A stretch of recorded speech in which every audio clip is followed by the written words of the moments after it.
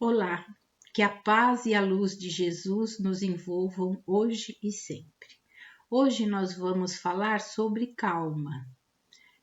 Retiramos lá do livro Palavras de Vida Eterna, na lição 33, psicografado por Chico Xavier, pelo Espírito de Emmanuel.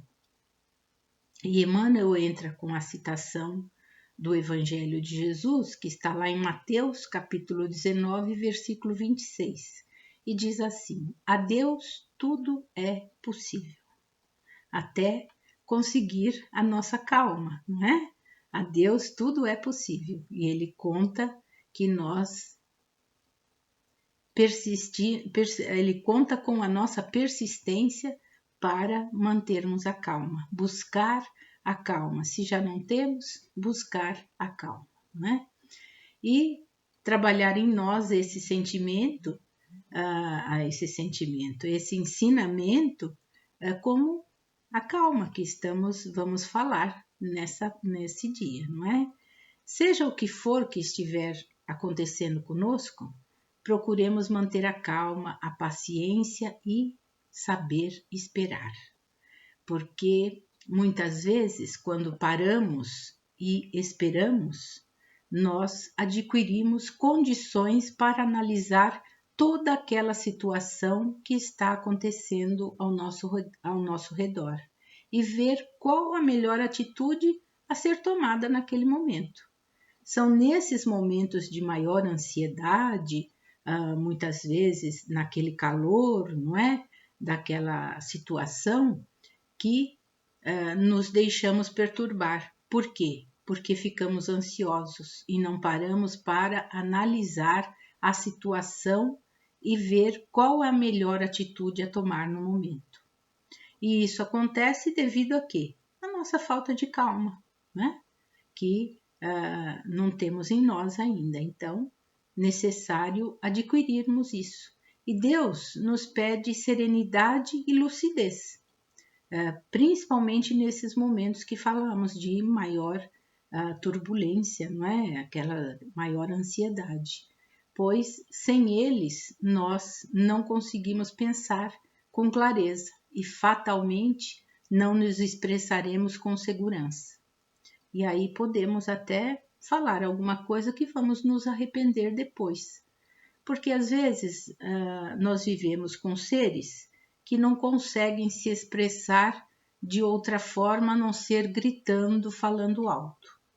Se é o nosso caso, então o que nós precisamos fazer, não é? São seres que falam muito alto, são grosseiros, né? Gritam e ferem os nossos ouvidos e as nossas mentes tranquilas. Mas muitas vezes nós estamos ao lado deles justamente para quê? Para servirmos de exemplo e trabalharmos em nós também a nossa calma, aprendermos a ser mais calmos e para ensinar-lhes também ao contrário, a viver em harmonia, em muita paz, sem gritos ou palavreado alto, não é? Tem essas situações. Para isso, precisamos muitas vezes aquietar-nos, abençoá-los com a nossa paz, né?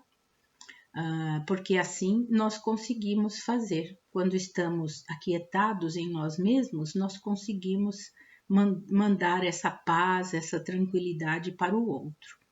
Se eles nos ferem com os seus modos grosseiros, procuremos mostrar-lhes, através do nosso exemplo, a falar mais baixo. Porque, por exemplo, se estamos numa discussão e o outro está falando alto, se nós conseguirmos manter a calma, a serenidade, o que nós vamos fazer? Nós vamos olhar para o outro e falar: o que é mesmo que você está dizendo? Não é? Falar baixinho, ele vai se espantar e assim nós já vamos conseguir desarmar aquela sintonia. Pois vence a discussão aquele que fala mais baixo e não aquele que grita mais alto, né? Tem isso. Então, vamos fazer isso, porque numa discussão calorosa, se falarmos num tom mais baixo, o outro tende a falar mais baixo também. E com isso desacelera o coração, ó, né? Desacelera o coração. Então, os nervos dos outros são iguais aos nossos. O nosso desacelera também e conseguimos desacelerar o outro. E assim mantemos o equilíbrio do nosso lar, enfim, da onde estivermos, não é? Porque se quisermos corrigir ou harmonizar o outro, temos que ter paciência e calma. É assim que conseguimos. É dessa forma, não é? Porque é da lei de Deus que a luz domine a treva, sem ruído e sem violência, porque a Deus tudo é possível. Então, e nós conseguimos também dessa forma mantermos a calma e a serenidade. Se queremos ter paz, calma, serenidade, é necessário procurar ter o nosso equilíbrio, a nossa consciência tranquila e conseguirmos passar essa tranquilidade também. Porque tudo na nossa vida, na nossa volta, gira em torno da tranquilidade e do equilíbrio. É a mesma coisa, se esperarmos uma colheita farta, né? Se quisermos ter uma colheita farta em nossa vida, é necessário plantar com esforço, cuidar com calma, com serenidade, com perseverança aquela lavoura, não é? E com carinho, que é assim que a gente cuida da nossa família, não é?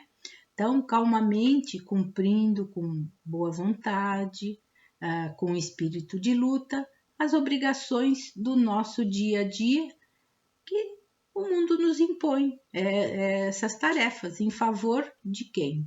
De nós mesmos, porque quando nós vamos cuidando das ervas daninhas, que são o que essas ervas daninhas? São os maus pensamentos, os maus sentimentos, as más palavras, não é? Que, se deixarmos, acabam estragando a nossa plantação e comprometendo a nossa colheita. Que poderíamos ter uma colheita farta, e aí já não vamos ter uma colheita tão farta assim. Então, queremos uma colheita farta, então vamos procurar trabalhar essas ervas daninhas, que são os maus pensamentos, maus sentimentos, as más palavras. Porque Jesus nos passou exemplos de calma, de serenidade, de tranquilidade. Então, procuremos sempre o seu Evangelho, porque no seu Evangelho tem tudo aquilo que necessitamos para viver bem, com o outro e conosco mesmo. Então, são nesses momentos de aflição, nos momentos de turbulência, que não podemos cair na desesperação. Necessitamos do quê? Da calma, da serenidade. E se tivermos também uma língua afiada, se somos nervosos, irritados constantemente, reflita sobre isto também. Não faz bem nem a nós mesmos e nem a quem ferimos com a nossa ira. Então, vigiemos os nossos pensamentos, sentimentos e as nossas palavras. Não fique irritado diante de qualquer obstáculo. Tem pessoa que se irrita com absolutamente tudo. Alguém olhou para ela um pouquinho torto, já é motivo para irritação. Falou qualquer coisinha, já é motivo. Então, se olhe, se perceba, se conheça, procure conhecer-se e não procurar com essa ira ferir alguém que pode, às vezes, levar até a uma violência. E ninguém quer isso, não é? Então, se te sentes irritado assim, se estás doente, doente exige um remédio, porque ira também pode ser uma doença moral, não é? Porque necessitamos corrigir isso. Ninguém é irritado totalmente com tudo. Não pode ser assim. temos que ter calma, serenidade, não é? Então, e doente exige remédio. E qual é o remédio para isso? O Evangelho de Jesus. Está lá no Evangelho de Jesus tudo isso, porque não necessitamos sermos dessa forma, não é? E se o outro é dessa forma e não você, o outro vai ter que se corrigir. O remédio para ele também é o mesmo, mas nós temos que nos preocupar conosco. O outro nós não conseguimos mudar, a não ser que ele queira. Nós conseguimos passar o exemplo, e o nosso exemplo deve ser esse: procurar nos corrigir e nos conhecer cada vez mais. Porque já nós somos como estrelas, né? Somos como estrelas que iluminam e aquecem aonde estão. Então, seja uma estrela a iluminar, a aquecer a quem cruza o seu caminho, e não ao contrário, né? Persevere na calma, na serenidade, na paciência, que só terá a ganhar com isso. Será uma pessoa excelente. Então, busquemos sempre o nosso exemplo maior, Jesus. E sempre termos em mente o que ele faria no meu lugar. Fiquei irado ou irada, o que ele faria no meu lugar? Busque o exemplo de Jesus. Jesus ficaria irado? Não. Não, absolutamente não. Ele procuraria dentro dele aquietar-se e procurar manter a calma, porque sem calma não tem condições, não é? Então vamos procurar nos examinar todos os dias e assim vamos nos conhecer cada vez melhor, fazendo um balanço diário do nosso dia. Tivemos paciência necessária? Não revidamos ofensas sofridas? Vamos fazer esse balanço. Só compete a nós. Agimos já com mais calma? São respostas que só nós temos a resposta. Estivemos afáveis, né? Com quem convivemos? Fomos bondosos com quem convivemos? Fomos compreensivos nas situações que ocorreram no nosso dia a dia, no nosso dia? Como nós nos comportamos, né? E em nosso lar? Nós estamos mais calmos? Ou ainda respondemos com certa agressividade, afastando assim aquele clima de paz, de harmonia, de tranquilidade? Como que está a convivência no nosso lar? Procuremos a boa palavra, o bom ânimo, isso é muito bom. Um sorriso, né? Um sorriso a todos aqueles que cruzam o nosso caminho, aquele sorriso sincero, porque assim vamos iluminando também a quem cruza o nosso caminho. E vamos nos lembrar sempre do nosso maior exemplo, Jesus, como ele se comporta, não é? Assim que nós vamos nos comportar também. E nós trouxemos uma historinha bem interessante, é a historinha do lápis. O menino olhava a avó escrevendo uma carta e a certa altura perguntou para a avó: "Você está escrevendo uma história que aconteceu conosco e por acaso é uma história sobre mim?" A avó parou a carta, sorriu e comentou com o neto: "Estou escrevendo sobre você, é verdade. Entretanto, mais importante do que as palavras é o lápis que estou usando. Gostaria que você fosse como ele quando crescesse." O menino olhou para o lápis, intrigado, e não viu nada de especial. O que tem de especial num lápis? Vamos ver, né? Mas ele é igual a todos os lápis que vi em minha vida. Tudo depende do modo como você olha as coisas, né? O nosso olhar é que vai dizer tudo.